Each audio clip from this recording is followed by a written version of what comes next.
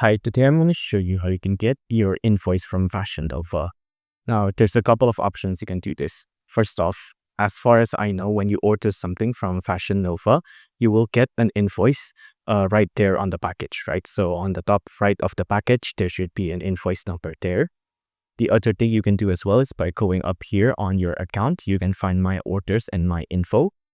You can track your order and find the invoice number from there. It's like any other online shop, right? But if you can't find the invoice number there, you can either go on the Get Help section down here. There's a help center, there's a track order, and there's a shipping info where there's a contact us.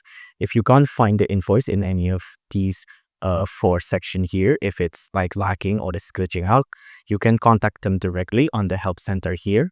Right now it's blank. I think it's the same as glitching out. There you go.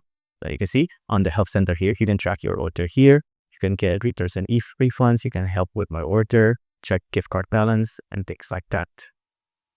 If you want to get in contact with customer support to ask for the invoice number directly, you can click on Help with my order, and then here you can enter in your email or your SMS, and they'll send you a one-time code to verify your account, and it'll get you in touch with a customer support.